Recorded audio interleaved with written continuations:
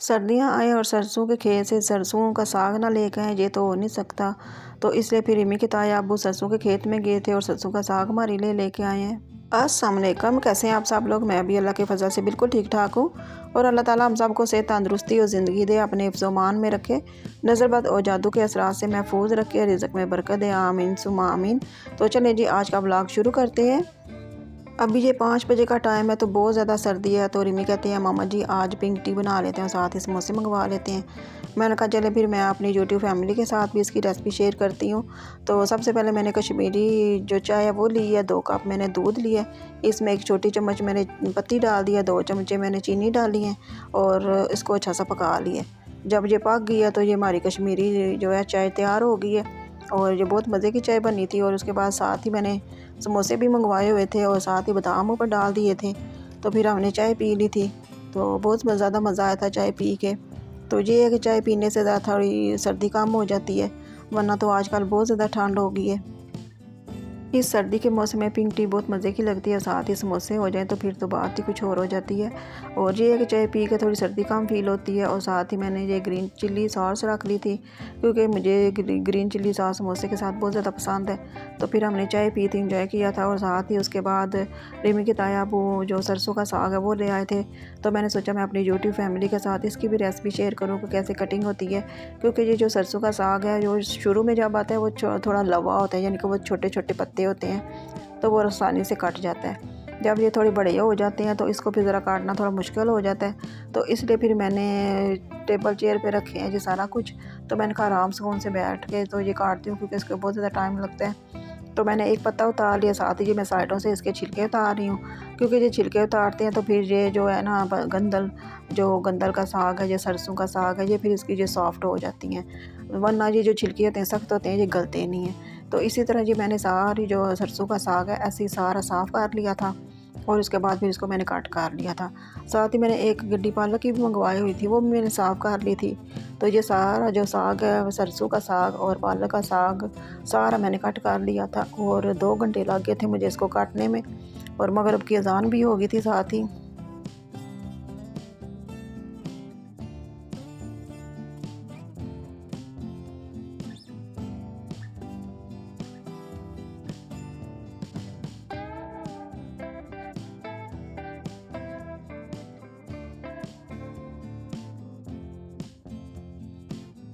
सरसों का साग और पालक का साग मैंने कट कर लिया था। उसके बाद फिर मैंने मगरिब की नमाज़ पढ़ ली थी, क्योंकि नमाज़ तो हर हाल में पढ़नी है, काम तो बाद में भी बंदा कर लेता है। उसके बाद फिर मैं साग वाश करने लगी हूँ। तो हमारे पंजाब में तो ऐसे ही साग वाश करते हैं 5-6 दफ़ा। फिर ऐसे मैंने हाथ के साथ टोकरी में डालती गई हूँ साग, और उसके बाद जब सारा साग टोकरी में डाल दिया था तो उसके बाद दोबारा फिर पानी डाला 5-6 दफ़ा। फिर मैंने ऐसे ही साफ़ कर लिया था, वाश कर लिया था साग। तो उसके बाद वॉश करने के बाद ये मैंने रख लिया था। उसके बाद देचकी में मैंने साग डाला है, उसमें मैंने 1 बॉटल पानी की डाली है, साथ ही 8-9 हरी मिर्चें डाली है और लो फ्लेम पे मैंने फिर पकने के लिए इसको रख दिया था चूल्हे पे। और जब ये सरसों का साग थोड़ा येलो कलर का हो जाता है तो समझे ये पक जाता है और गल भी जाता है। और जब इसको मैं लो फ्लेम पे मैंने 3-4 घंटे पकाया है। जब ये पक गया था तो उसके बाद मैंने चूल्हा बंद कर दिया था। और जब ये पक जाता है तो फिर ये जो पालक का साग वैसे तो ये ग्रीन होता है, फिर वो येलो येलो हो जाता है और फिर गल भी जाता है। तो ये मज़े का ये गंदल का साग है, ये हमारा गल गया था। फिर सरसों का साग चूल्हे पे रख के भूल नहीं जाना, इसको थोड़ी थोड़ी देर बाद आके चेक भी करते रहना है कि इसमें पानी है कितना सारा है, गया और साग गल गया या नहीं गला। तो ये मैं थोड़ी थोड़ी देर बाद आके चेक कर रही थी। और अक्सर ऐसे होता है कि दूध भी आस्ता चूल्हे पे रख देते हैं तो वो याद नहीं रहती, तो फिर वो गिर जाता है। तो फिर इसलिए कोशिश यही करनी चाहिए कि जो चीज़ चूल्हे पे रखी हो तो वो उसको याद रखें कि हमने चूल्हे पे दूध रखा हुआ है, तो उसको उबाल के तो फिर बाहर निकलना है। और ये साग भी मैं थोड़ी थोड़ी देर बाद आके चेक कर रही थी।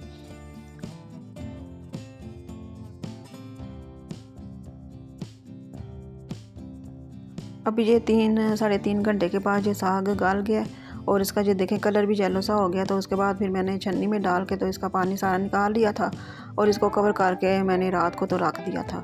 और फिर नेक्स्ट मॉर्निंग मैंने इसको तड़का लगाया था और पराठे बनाए थे।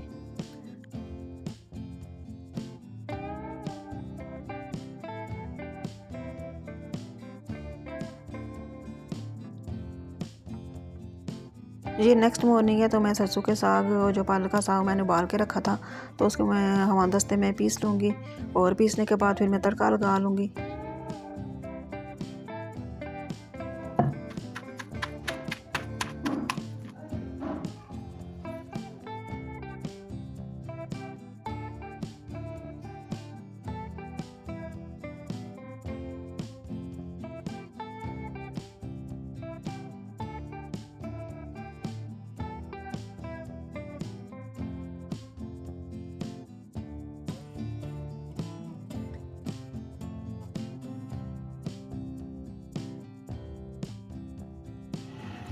सारा साग जो है वो मैंने पीस लिया, देसी घी ले लिया, मैंने दही ले लिया।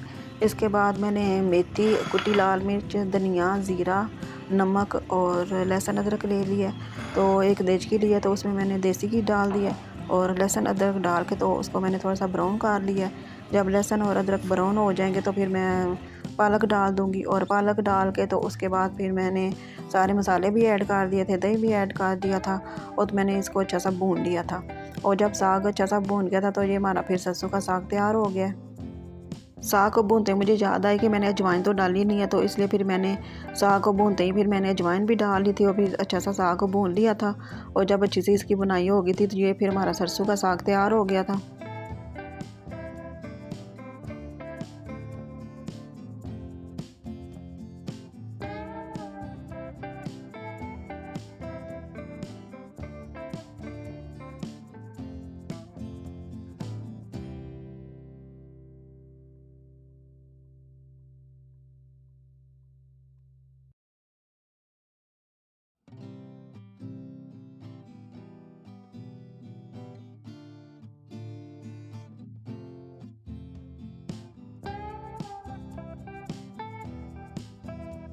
ये सरसों का साग मैंने बनाया, इतनी मेहनत की है। मैंने पहले कटिंग की है, उसके बाद मैंने इसको धोया, वाश किया, फिर उसके बाद उबाला, फिर उसके बाद ये तड़का लगाया, फिर पराठे बनाऊंगी।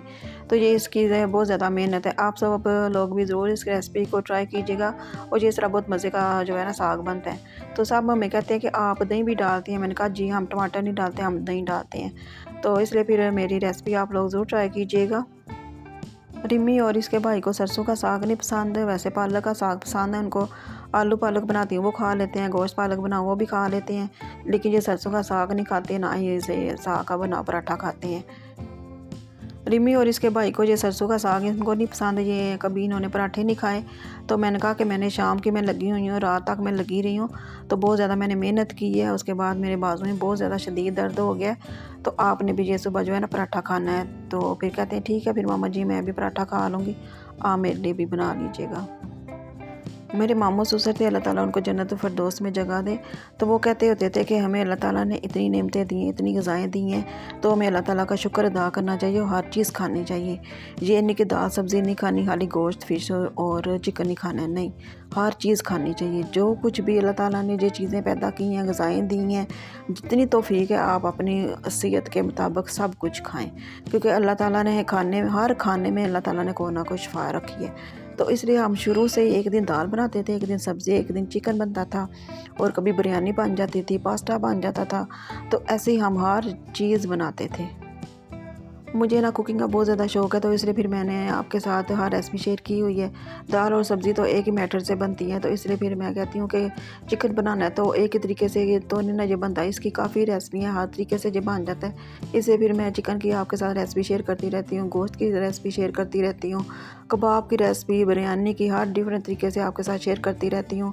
और अभी मैंने कुछ न्यू रेसिपी बनाई हुई हैं नान की और ब्रेड की, वो भी इंशाल्लाह आपके साथ लाजमी शेयर करूँगी, क्योंकि आप तो मेरी यूट्यूब फैमिली है, आप मेरी फैमिली का हिस्सा हैं। तो फिर मेरा भी दिल करता है कि मैं अपनी फैमिली के साथ हर रेसिपी शेयर करूँ, क्योंकि आप सबको मेरी रेसिपी बहुत ज़्यादा पसंद आती हैं।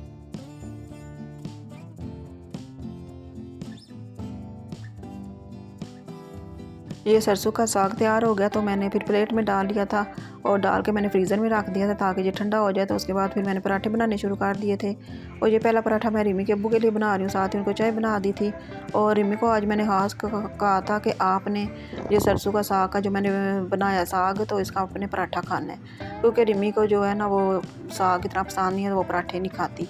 मैंने कहा कि ये मैंने रात को, शाम को मैंने बनाया है साग, कटिंग की है, उबाला है, तो मेरी बाजू में बहुत शदीद दर्द है, तो आपने भी जो है ना आज पराठा खाना है। कहते हैं ठीक है मामा जी फिर आप मेरे लिए भी बना लें, मैं भी फिर खा ही लूँगी। मैंने कहा चलिए शुक्र है आप भी मान गई हो, वरना तो फिर आपको ब्रेड ही बना के देनी पड़ती थी। तो इसलिए फिर मैंने चाय बना लिया, साथ ही अपना और रिमी का पराठा बना लिया था और फिर ये खा लिया था। तो फिर ये पूरा हफ्ता हम सब जो है ना ये सुबह नाश्ते में पराठे ही खाते रहे हैं। तो सर्दियों में जो है ना ये पराठे बहुत मज़े के लगते हैं। साग का पराठा हो जाए, आलू गोभी का पराठा हो जाए, मूली का पराठा हो जाए, और ये पराठे जो है ना सर्दियों के बहुत मज़े के लगते हैं। मुझे तो सर्दियों में पराठा बहुत ज़्यादा पसंद है, मैं तो अक्सर पराठा ही खाती हूँ। वैसे तो रिमी अपना नाश्ता खुद ही बना लेती है, वो ज़्यादा ब्रेड ही खाती है। तो मैंने कहा कि चलें आज साग वाले पराठे मैं खुद ही बना लेती हूँ। तो आज मैंने जो गोल वाले पराठे बनाए थे और ये पार्ट 1 है, तो पार्ट 2 में मैं आपके साथ चकोर पराठे की रेसिपी शेयर करूँगी कि चकोर पराठा मैंने सरसों के साग वाला वो कैसे बनाया। तो वो लोग आप ज़रूर देखिएगा और मेरी रेसिपी ज़रूर ट्राई कीजिएगा। और ये बहुत मज़े का साग होता है, आप लोग ज़रूर खाया कीजिएगा। ये साग में हमें कैल्शियम मिलती है, तो जिसको कैल्शियम की कमी होती है तो वो जो है ना ये ग्रीनरी वाली जो सब्ज़ियाँ हैं वो खाया करें, तो उससे कैल्शियम की कमी पूरी हो जाती है। क्योंकि मुझे भी कैल्शियम की मुझे में कमी है, तो फिर मुझे बाजुओं में और हाथों में बहुत ज़्यादा दर्द रहता था। तो फिर डॉक्टर ने कहा था कि आप जो है ना कैल्शियम की कमी है तो आप ग्रीन वाली चीज़ें सब्ज़ियाँ वो खाया करें। तो इसलिए फिर मुझे भी ये साग पसंद है, तो फिर मैं ये खा लेती हूँ।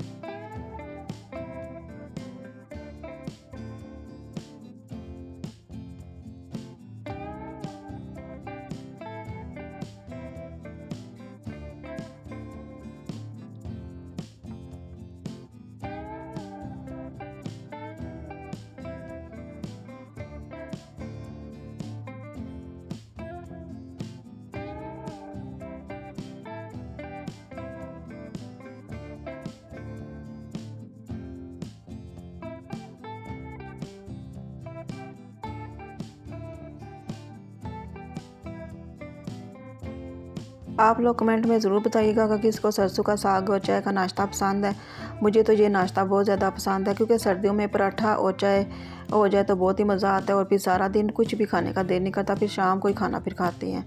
और बचपन से मुझे और हम सब घर वालों को ना पराठा बहुत ज़्यादा पसंद है, क्योंकि बचपन से अम्मी अम्मी ना पराठा और चाय देती थी और अभी तक मेरा नाश्ता वही है। मैं नाश्ते में पराठा और चाय लेती हूँ। मैंने कभी है जो मैं अंडा ले लूँ, वैसे ज़्यादा मैं पराठा और चाय का नाश्ता करती हूँ। तो मुझे सब कहते हैं कि तुम हाली पराठा और चाय कैसे पी लेती हो। हम लोग तो पराठे के साथ सालन या अंडा और चाय लाजमी लेते हैं, हाली पराठा तो हमसे खाने नहीं होता। मैंने कहा नहीं, मैं तो खा लेती हूँ, मुझे तो पसंद है, क्योंकि हमारी अम्मी ने ना बचपन से ही हमें पराठा और चाय का ही नाश्ता दिया था, तो अभी तक मैं वही नाश्ता करती हूँ।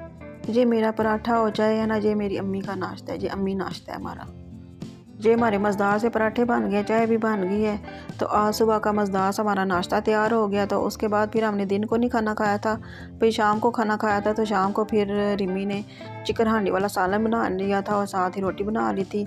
तो ये मज़ेदार था, फिर शाम का खाना भी खा लिया था। तो आई होप आज का व्लॉग आपको अच्छा लगा होगा। अगर अच्छा लगा है तो लाइक शेयर और कमेंट ज़रूर कीजिएगा और मेरे चैनल को भी फॉलो कीजिएगा और दुआओं में याद रखिएगा। ओके, अल्लाह हाफिज़।